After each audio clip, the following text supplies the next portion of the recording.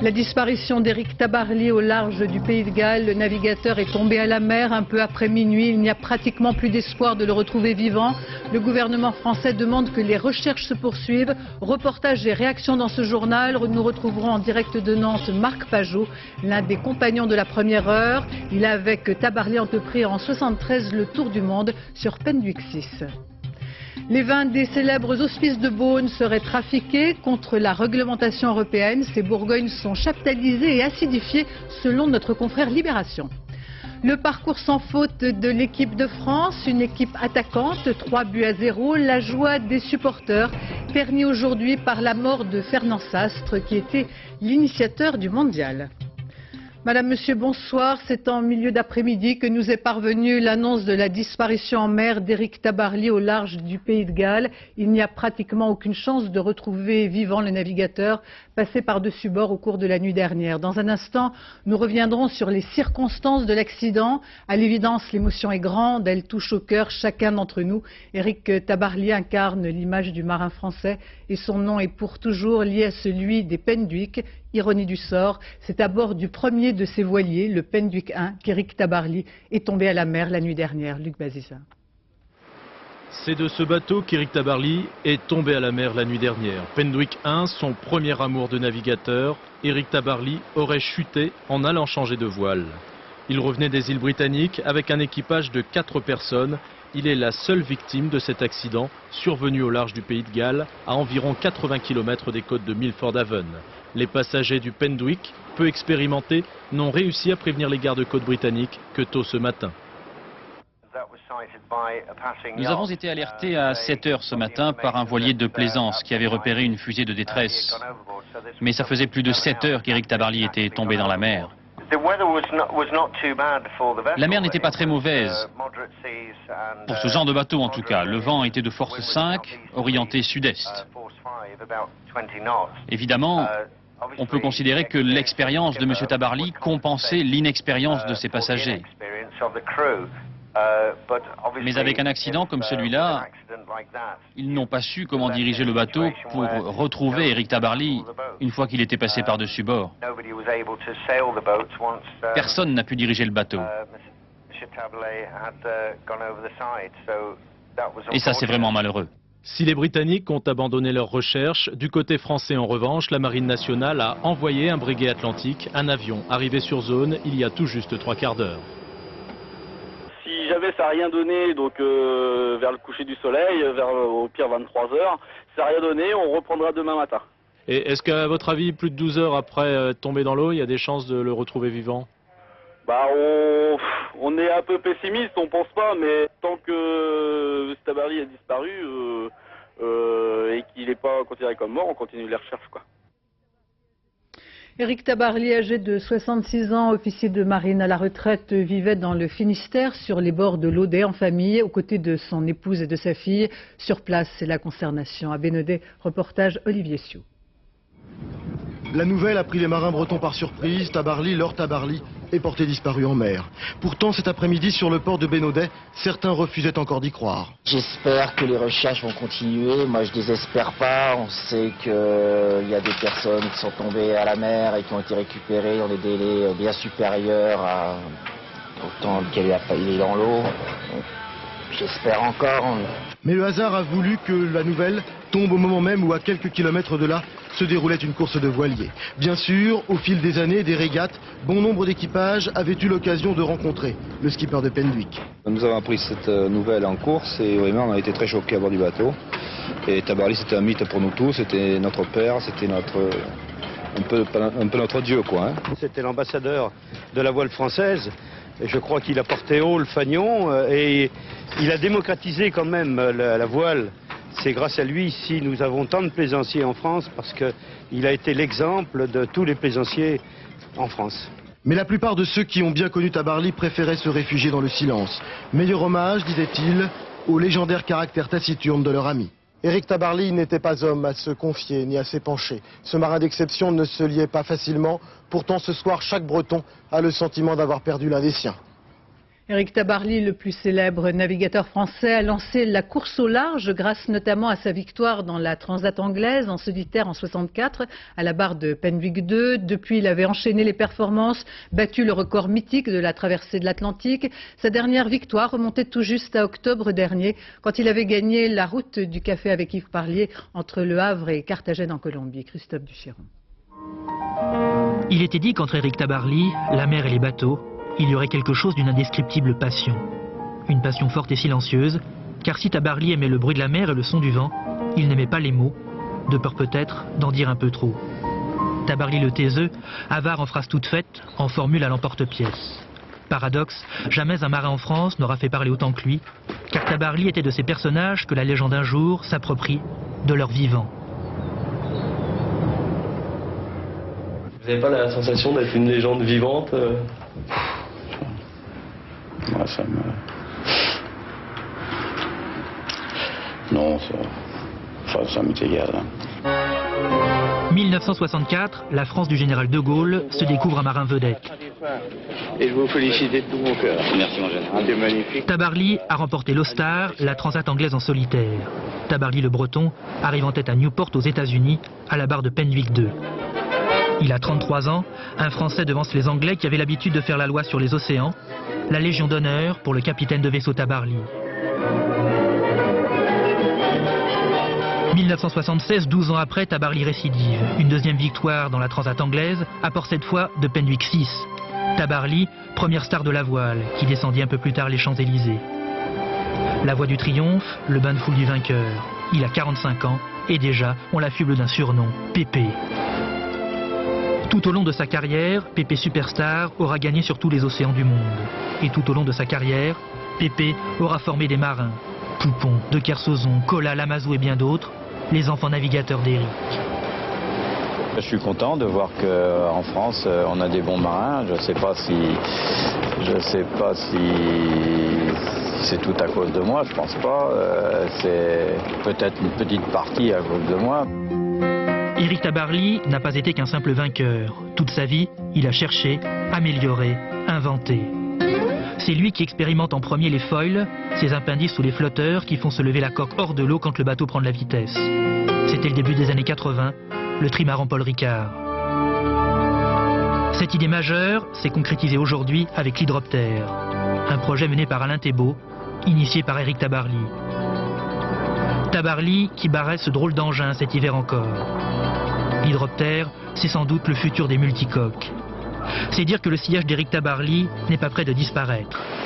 À 66 ans, en octobre dernier, Éric remportait la Transat en double Le Havre-Carthagène en compagnie d'Yves Parlier. Un dernier trophée, le dernier baiser de Pépé à la course en mer. Un jour, Olivier de Kersozon a dit de Tabarly qu'il était l'idole des houles. Aujourd'hui, l'idole est partie vers ce monde qu'elle aimait tant, le monde du silence. Aussitôt connue, la nouvelle de sa disparition a suscité de nombreuses réactions. Le monde de la voile est sous le choc. Témoignage des navigateurs Paul Vatine et Alain Gauthier. Pour moi, il était du domaine du sacré. On sait qu'il a formé une légion de navigateurs célèbres. C'est quelqu'un qui a mis la voile au niveau du grand public. Il a navigué, il a bataillé avec tous les océans du monde. C'était un combattant, mais en même temps très humble, très respectueux, très respectueux de l'élément marin, très respectueux de la sécurité. Un champion populaire, très populaire en France.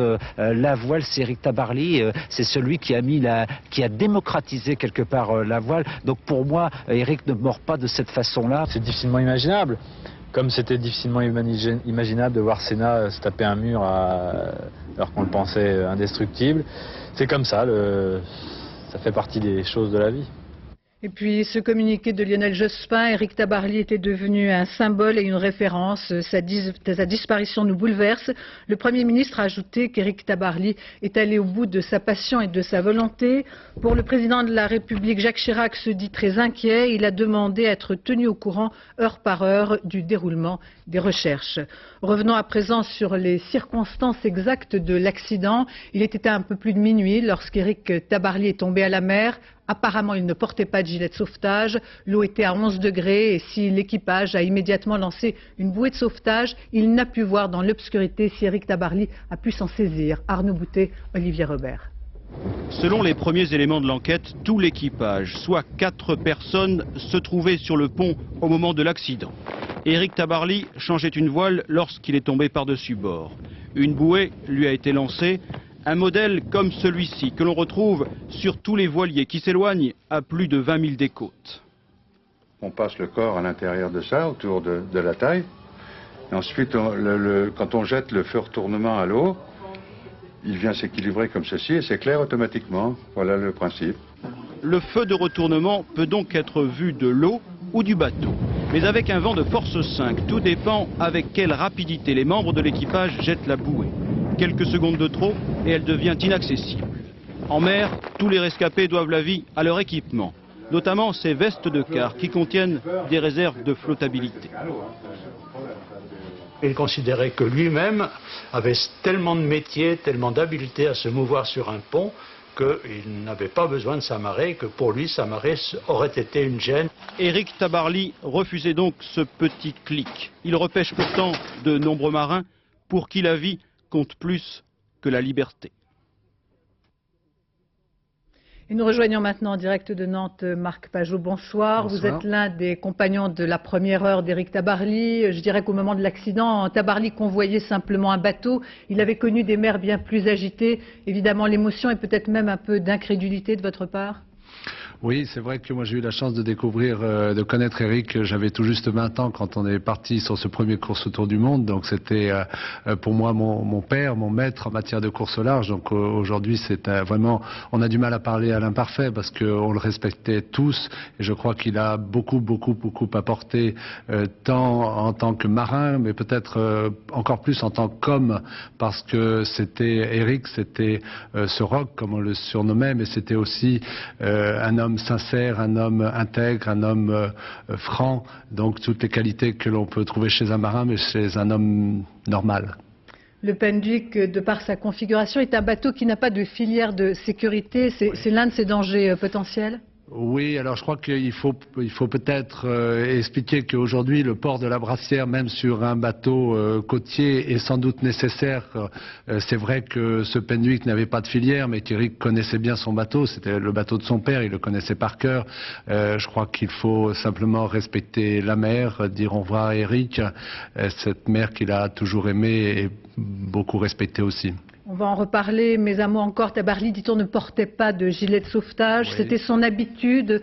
Trop de confiance, trop de routine qui font perdre le sens du danger. Oui, peut-être, mais deux choses. D'une part, le harnais de sécurité, ce fameux harnais que l'on clipe sur le bateau, et d'autre part, la brassière de sauvetage, donc de la flottabilité. Je crois qu'aujourd'hui, c'est devenu indispensable. Il faut même le répéter, pas simplement quand on part au large, mais simplement sur des régates côtières. Je crois que les pays nordiques ont découvert peut-être beaucoup plus tôt que ça devient vraiment indispensable, parce qu'un simple petit accident, et on parle d'Éric aujourd'hui malheureusement, mais d'autres accidents ont eu lieu ces années précédentes. Est-ce qu'Éric Tabarly avait évoqué avec vous la peur de la mer, la peur de la mort ? Oui, Éric parlait facilement de toutes ces choses-là. Effectivement, il aimait par-dessus tout les bateaux, il les connaissait bien, mais il n'avait pas peur d'en parler. Il savait qu'on prenait des risques, mais pour lui, il maîtrisait, et tout en respectant la mer, il la maîtrisait toujours. Il savait bien composer avec elle, toujours parfois savoir ralentir, savoir accélérer quand c'était possible. Donc, c'est peut-être le destin. En tous les cas, je crois qu'on doit tous dire un grand merci à Éric pour tout ce qu'il a fait pour la voile, pour la France en général. Vous en parlez très bien. On dit sur sa personnalité que c'était un homme rentré, introverti, peut-être solitaire. C'était une fausse réputation ? Oui et non, puisque moi j'ai eu la chance de passer 34 jours en tête-à-tête en transat en double avec lui. Il avait le mot juste, et je crois que c'est ça qui devient, ou en tous les cas, qui est très important, que ce soit sur un bateau pour une manœuvre vis-à-vis d'un équipage, ou vis-à-vis de la dureté de l'épreuve physique. C'est un athlète en plus. Mais aussi ce mot juste fait qu'aujourd'hui on le respecte tous, qu'on soit marin ou terrien.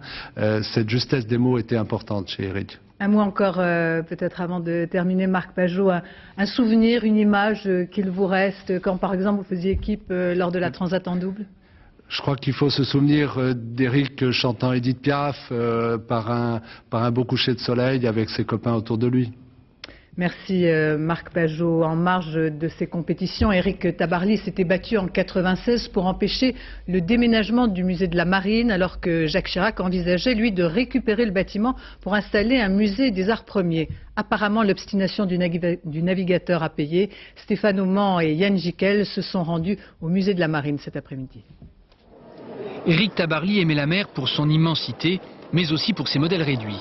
Depuis quelques années, il avait pris la barre du comité de soutien au musée de la Marine, menacé d'expulsion du palais du Trocadéro. Ici sont exposées 17 000 maquettes, parfois centenaires, parfois en bois précieux. Dans le domaine maritime, finalement, on n'a pas tellement d'occasion d'être fier. Et là, au moins, on a peut-être le plus beau musée du monde, donc ça serait dommage de le perdre. Ici, Jacques Chirac souhaitait installer un musée des arts premiers. On dit que les rencontres entre le président et le marin furent houleuses. Pour l'instant, c'est Tabarly qui a gagné la bataille. Le musée de la Marine est toujours au Trocadéro et il devrait y rester. Les visiteurs qui déambulaient cet après-midi dans les salles avaient du mal à croire à la disparition du navigateur. Éric Tabarly, ça représente pour moi l'évasion, le courage, un grand marin, une conviction, une force morale, une force physique. C'est un grand homme, quoi. Tout le monde le connaît, on sait ce qu'il a fait. C'est un grand monsieur qui était pas évident, il avait l'air assez rugueux d'abord. Comme tous les navigateurs. Ouais, mais bon, sinon c'est pour ça que bon, ça me paraît étrange, quoi. Étrange, Tabarly l'insubmersible a disparu. On le croisait souvent au musée, lieu de mémoire. Les marins qui tutoient la mort connaissent le prix du souvenir. Et puis je vous propose de découvrir à l'instant ces images qui nous parviennent. Les premières images du Penduic, le voilier d'Éric Tabarly. C'est dans le petit port du Pays de Galles, au large duquel Éric Tabarly est porté disparu. Ses 4 compagnons sont sains et saufs. Le reste de l'actualité, il y a une quinzaine de jours, nous évoquions l'affaire de Château-Giscourt, ces vins de Bordeaux trafiqués. Aujourd'hui, notre confrère Libération révèle une nouvelle fraude qui touche les célèbres hospices de Beaune. Les producteurs auraient chaptalisé et acidifié les vins de l'année précédente, une pratique contraire à la réglementation européenne, mais tolérée par l'administration française. Les amateurs de vin apprécieront. Benoît Gadret, Thierry Simonet. Chaque année, c'est un rituel. La vente aux enchères des vins des hospices de Beaune, une véritable institution en Bourgogne. C'est dire si l'accusation de fraude secoue tout le milieu viticole. En 1997, les hospices auraient donc sucré et acidifié le vin pour pallier l'insuffisance de qualité. Or, la réglementation prévoit que l'on peut, sur un même millésime, soit chaptaliser, rajouter du sucre pour augmenter le degré d'alcool, soit acidifier pour assurer une meilleure garde, mais en aucun cas faire les deux sur le même vin. Il faut arrêter ce truc-là, il n'y a pas de scandale en Bourgogne, pas plus pour les hospices de Beaune que chez moi, ni qu'ailleurs. Le président de l'association des viticulteurs est en colère. Pour lui, la réglementation interdit de sucrer et acidifier au même moment, mais pas de le faire en 2 temps. Question d'interprétation. Ces pratiques, très répandues en Bourgogne, sont même déclarées à l'administration. Déclaration d'enrichissement, tout est là. Et voilà ici le certificat d'agrément de mes vins. Si tous les viticulteurs qui ont utilisé de l'acide tartrique, il doit y en avoir plus de 400 cette année, avaient eu le sentiment d'être en fraude, ils ne l'auraient pas fait. Et il est vrai que l'administration tolère la pratique. Elle vient même de solliciter l'indulgence de la Commission européenne pour prendre en compte une spécificité bourguignonne. Ce n'est pas un problème de fraude ou d'escroquerie, hein. Il ne faut pas faire l'amalgame entre toutes les affaires. Simplement, ce qu'on peut dire, c'est que les Bourguignons ont un petit peu anticipé une interprétation qui a été demandée à la Commission qui ne s'est pas encore prononcée. Reste que le recours de plus en plus systématique à ces expédients, et pas seulement les mauvaises années, inquiète certains viticulteurs soucieux de préserver l'image du Bourgogne. Le principe en lui-même d'acidifier et chaptaliser ne me choque pas, à condition que ce soit exceptionnel pour des incidents climatiques graves, et que deuxièmement, que la loi l'autorise, et d'une manière année par année, et non pas d'une manière générale, indéfiniment.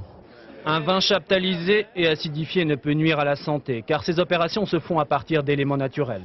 En revanche, beaucoup considèrent que cela altère la sensation gustative. À Nantes, un laboratoire unique au monde fait la chasse aux fraudes alimentaires et décèle de façon scientifique les vins chaptalisés que nous venons d'évoquer, mais aussi les jus de fruits coupés à l'eau ou encore les fausses confitures. Cet institut a acquis une renommée internationale. Romuald Bonan, Frédéric Delarue. Ici, les apparences sont trompeuses. Les bouchons de champagne sautent. Pourtant, tout le monde est au travail. Travail de fin limier même. Car ces scientifiques font la chasse aux vrais faux aliments et aux produits truqués. Pur jus de fruits, coupé à l'eau, vin chaptalisé ou mélangé, arômes qui n'ont de naturel que le nom, et même cigares de Havane en fait d'origine inconnue. Cette fois, des vins de méthode champenoise sont passés au crible. Dans ce laboratoire technologique unique au monde, tout commence comme pour un bouilleur de cru. Là, en fait, je fais une distillation de l'alcool présent dans le vin. Et en fait, ça permettra une identification de l'origine du vin. Le but de ces chimistes, faire parler les entrailles de n'importe quelle substance. Ils ont une arme secrète, cette machine infernale, dont le labo nantais détient le brevet mondial. Un appareil de résonance magnétique nucléaire pour aller au cœur des molécules. Des molécules décortiquées pour retrouver des empreintes, la signature concernant l'origine botanique et géographique d'une plante ou d'un fruit. Il est même possible de reconstituer le processus de fabrication d'une boisson ou d'un aliment. Sur ce vin, par nos analyses, nous sommes allés à l'intérieur des molécules du produit pour déterminer de quelle plante provenait le sucre, à savoir est-ce que c'était du sucre de raisin uniquement ou bien est-ce que du sucre a été ajouté. Et ici, nous avons pu montrer que du sucre avait réellement été ajouté dans le produit. Et donc ce vin, il est fraudé. Vin fraudé par ajout de sucre de betterave, fraude encore pour remplacer de la vanille naturelle à 20 000 francs le kilo par sa copie de synthèse à 100 francs le kilo. Fraude toujours pour faire passer de l'huile de noisette pour de l'huile d'olive 3 fois plus chère, à chaque fois une raison économique. Ce sont en effet des raisons économiques et souvent dans ces cas-là, cela traduit un déséquilibre fort entre l'offre et la demande qui peut être lié à des raisons climatiques ou bien à des guerres. Par exemple, la Yougoslavie, au début des années 90, il y a eu une guerre, pénurie de framboises, car la Yougoslavie est le principal fournisseur de framboises. Et donc on a fraudé sur la framboise à ce moment-là? Tout à fait, on a fraudé sur la framboise par ajout de sucre ou mélange d'autres fruits. Des arnaques difficiles à chiffrer, mais dans certains secteurs, près de 10% des produits alimentaires seraient concernés. La course entre fraudeurs et scientifiques est lancée, une course dont le gagnant ou le perdant sera le caddie du consommateur.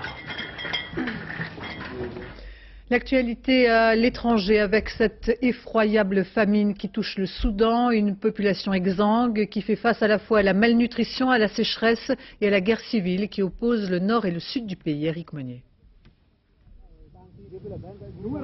Elle a marché. Elle a marché jusqu'à l'épuisement. Comme elle, ils sont des milliers à converger vers les centres de distribution des organisations d'aide internationale. Victimes, encore et toujours, de la même équation, guerre plus sécheresse égale famine. Dans leur village du Sud-Soudan, la pluie n'est presque pas tombée l'année dernière. La guerre civile, elle, n'a presque jamais cessé. Depuis 15 ans, elle oppose le gouvernement islamiste du Nord aux rebelles chrétiens et animistes du Sud, dans un conflit à la fois politique, culturel, racial même. Razzia, enlèvement de jeunes filles, enrôlement forcé des garçons, c'est le lot quotidien dans les villages. Alors on fuit. Dans cette région du Bahr el-Ghazal, 350 000 personnes sont en danger de mort. 30% des enfants sont malnutris. Dans les centres, ou par largage, le programme alimentaire mondial de l'ONU distribue 2000 tonnes de nourriture par mois. Il en faudrait 3 fois plus. Nul ne peut prédire si les pluies seront cette année au rendez-vous. Caprice du ciel. Quant aux caprices des hommes, l'espoir né d'un accord le mois dernier entre les deux parties est déçu. Il n'a même pas été suivi d'un cessez-le-feu. En Guinée-Bissau se déroulent depuis dimanche dernier de violents affrontements entre militaires insurgés et forces loyalistes. L'évacuation des Français a commencé à bord d'un bateau sénégalais à destination de Dakar. Une quarantaine de femmes, d'enfants et de personnes âgées ont pris place. Hier, la marée a gêné l'embarquement de ressortissants étrangers. Une partie de la communauté française est actuellement regroupée au Centre culturel français de Bissau. Jacques Chirac s'est entretenu aujourd'hui à l'Elysée avec le dirigeant albanais du Kosovo, Ibrahim Rugova. La menace d'une intervention militaire se précise si, a indiqué le président de la République, l'agression des Serbes se poursuit. Un langage d'une extrême fermeté, alors que l'OTAN effectuera lundi prochain des manœuvres aériennes baptisées Faucon déterminé, comme son nom l'indique, une démonstration de force qui devrait faire pression. Bernard Lebrun. Un âne et quelques effets personnels sauvés des ruines de leur maison, c'est tout ce que ce couple emmène dans son exode vers l'Albanie. Ni la pluie ni le brouillard, pas plus que la montagne ou la frontière minée entre le Kosovo et l'Albanie n'arrêtent ce flot de réfugiés. Ils seraient de 13 à 20 000 selon les sources, désormais en lieu sûr, mais en situation de détresse. Leurs très pauvres cousins d'Albanie viennent bien à leur secours, mais eux-mêmes manquent de tout. Alors, pour la toute première fois depuis le début de la crise, un avion d'aide humanitaire s'est enfin posé ce midi à Tirana. Tentes et rations de survie, médicaments vont être acheminés par camion jusqu'à la frontière où se trouvent les réfugiés. Côté militaire, rien ne bouge. Les F-16 américains stationnés en Italie sur les bases de l'OTAN ne décolleront pas avant lundi. Pour survoler l'Albanie et la Macédoine, dit-on. L'opération, baptisée Faucon déterminé, est censée impressionner le pouvoir serbe de Belgrade. Côté diplomatique, ce matin, le leader des Albanais du Kosovo, Ibrahim Rugova, a été reçu avec les honneurs dus à un chef d'État au palais de l'Élysée. Un signe qui ne trompe pas, la France n'entend pas que la tragédie bosniaque se répète. Chacun voit bien qu'il y a une intervention brutale de la part des Serbes, une volonté en réalité de purification ethnique à nouveau, ce qui n'est pas acceptable. Il faut utiliser tous les moyens de pression nécessaires, y compris les moyens militaires.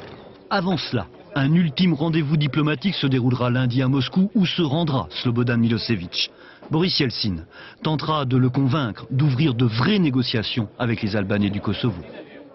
Retour en France avec à Amiens cet après-midi quelques milliers de manifestants dans le centre de la ville contre le Front National et contre Charles Bord, président de la région de Picardie, élu grâce aux voix du FN. Ambiance plutôt bon enfant. On était venus en famille, quelques personnalités dont l'actrice Jane Birkin, banderoles et drapeaux hostiles aux alliances de la droite et du Front National. Et puis près de 500 personnes à Mantes-la-Jolie ont manifesté dans le calme pour demander que justice soit faite après la mort dans des circonstances mal élucidées de 3 jeunes du quartier en 1991. Ils revendiquent que les policiers impliqués dans ces affaires soient jugés. Cette semaine se tenait à Paris un colloque international consacré aux problèmes de nutrition pendant la grossesse. À l'ordre du jour, la prise de poids chez les femmes enceintes, un sujet qui intrigue toutes les futures mamans et sur lequel se sont penchés Jean-Daniel Flézaquier et Pascal Caron. Dans quelques jours, Patricia fera les courses avec Alexis. C'est le prénom qu'elle a choisi pour le bébé qui devrait naître fin juin. Pour l'instant, il faut manger pour deux, mais en privilégiant certains produits. Manger beaucoup de légumes, de fruits, de fromage, de produits laitiers, de poissons. Vous avez tout respecté ou est-ce que vous avez triché? J'ai un peu triché parce que je suis gourmande déjà en temps normal, donc je m'accorde le week-end des petits extras. Pas question donc, hormis le dimanche, de faire une visite éclair à la pâtisserie pour se jeter sur les gâteaux et sur les glaces. Tout va bien. Car la sage-femme veille. Pas question pour les futures mères de prendre plus de 10 à 12 kilos en moyenne au cours de la grossesse. Une surveillance qui s'exerce jusqu'au bout. On sait que des fois la prise de poids en fin de grossesse est plus importante et que le bébé lui grossit aussi beaucoup plus. On sait qu'il peut prendre jusqu'à 50 grammes par jour en fin de grossesse. Et tout excès de poids peut compliquer l'accouchement. Si rien n'est interdit, il faut savoir équilibrer son alimentation. Et Amel, qui attend son 3e enfant, n'a pas tout bon de ce côté-là. 6e mois de grossesse, verdict de la balance. Ça fait quand même beaucoup, ça fait déjà 15 kilos et on n'est qu'à 23 semaines. Mais on ne vous a pas expliqué que ça pouvait être ennuyeux pour l'enfant? Si, mais Madame Bastien n'arrête pas. Et alors, ça suffit N'arrête pas? pas, puis bon, je me dis à chaque fois, bon, alors un petit peu, c'est pas grave. Je triche. Tout en sachant que c'est pas bon.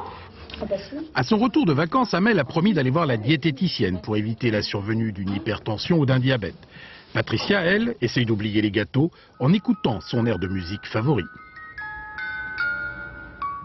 Le mondial avec le parcours sans faute de l'équipe de France hier soir au stade Vélodrome de Marseille. Une victoire saluée dans les rues de la ville par un immense concert de klaxons. Les supporters à la fête malgré le Mistral. La fierté de tous, les Bleus ont réussi leur entrée dans la compétition. Et c'était vraiment un beau match. L'équipe de France a levé hier soir toutes les inquiétudes ou les appréhensions. L'équipe est battante, offensive, 3 buts et celui de Dugarry qui a fait taire les contestations. Yann Lavoie, André Germain. Il vient de marquer un but en Coupe du Monde et regardez le Dugarry qui tire la langue à ses détracteurs comme un grand gosse surdoué qui se sait mal aimé et qui d'une pirouette, mieux d'un coup de tête, vient de faire se lever un stade. Les supporters ont déjà oublié que jusqu'ici, ils l'avaient rejeté. Je suis quelqu'un de pas rancunier du tout. Je ne sais pas le faire, mais il y a des choses qui m'ont marqué, il y a des choses qui m'ont pas fait plaisir et j'oublie pas quoi qu'il se passe. Dugarry, inconstant et contesté depuis 2 ans, a toujours gardé la confiance d'Aimé Jacquet contre Mistral et Marais. Pour eux deux, cet instant est important. Dugarry entre en jeu et vous connaissez la suite. Quelques minutes plus tard, il libère son équipe et justifie le choix d'Aimé. Je lui dois beaucoup, je crois qu'on peut, au niveau des critiques, on était à peu près du même niveau tous les deux. Donc bon, s'il y en a bien un qui m'a soutenu, qui m'a fait confiance et qui a cru en moi, c'est bien lui, donc j'avais envie de lui rendre cet hommage.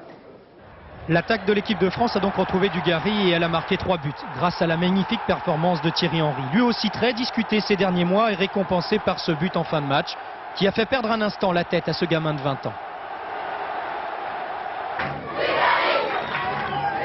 Versatile, le public français est comme il est, impatient, intransigeant. Ce matin, Dugarry et Henry étaient à nouveau les idoles des enfants de Provence, mais les mains ne tremblent pas pour autant.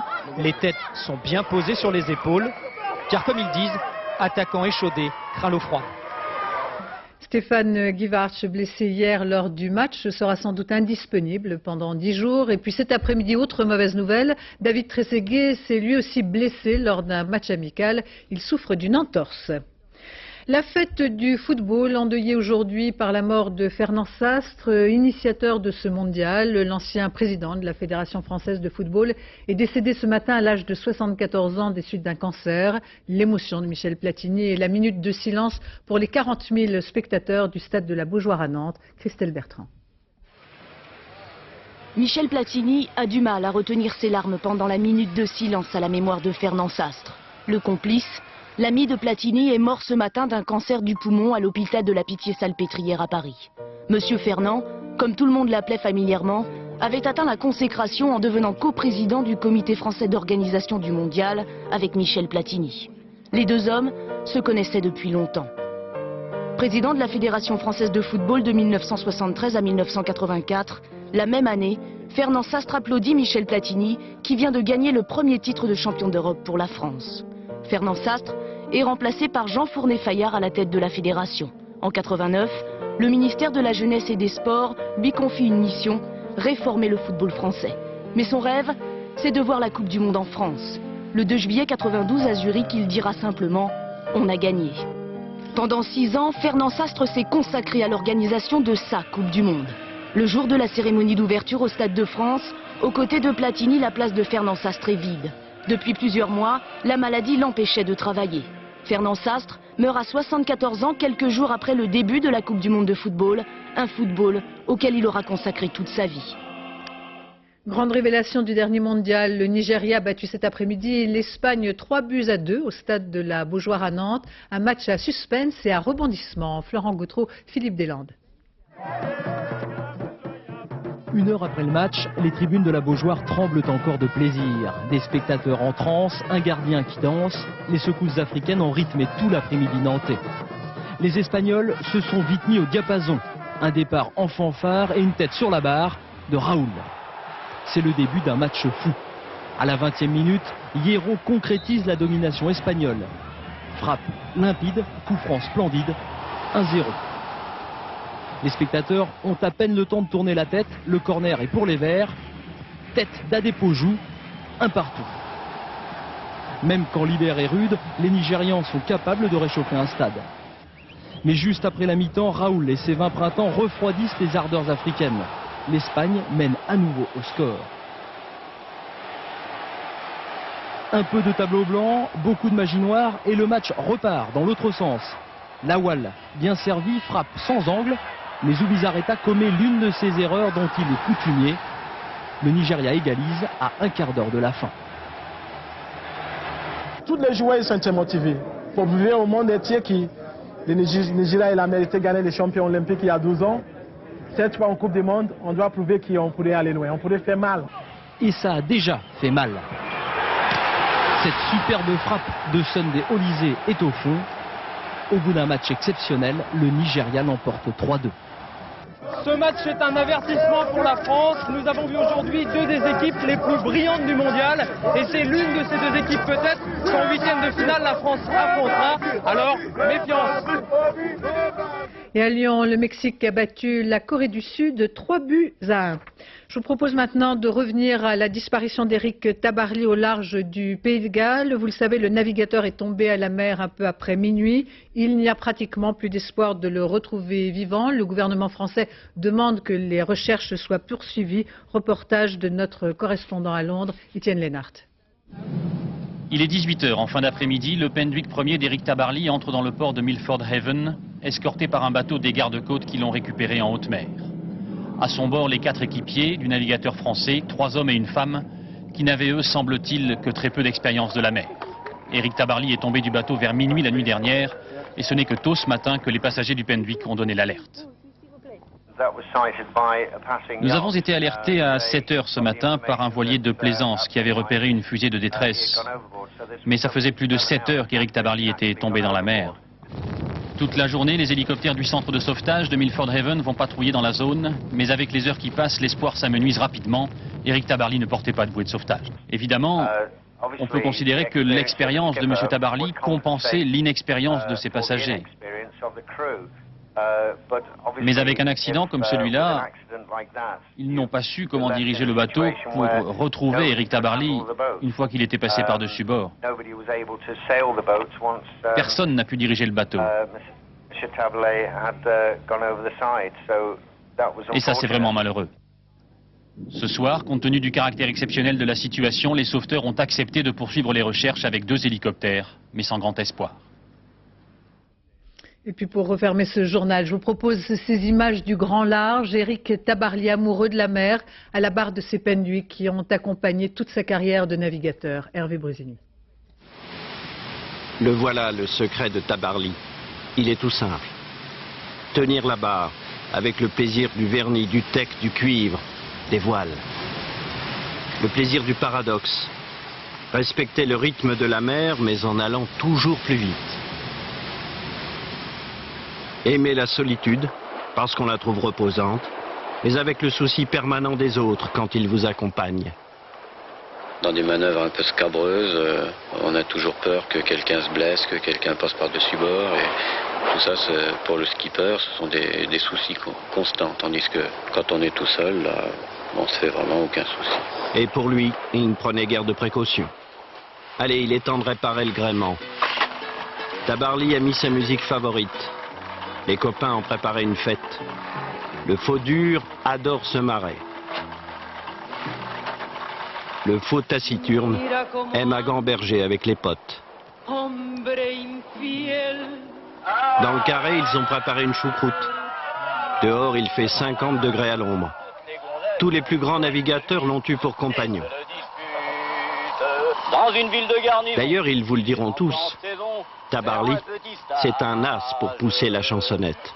Il a du stylet, de la glace. Youp la boum. Prospère. Ainsi se termine ce journal. Dans un instant, la météo, Laurent Romeshko. Demain à midi, polémique. Michel Cotta aura pour invité François Hollande. Je vous remercie de votre attention. Excellente fin de soirée sur France 2.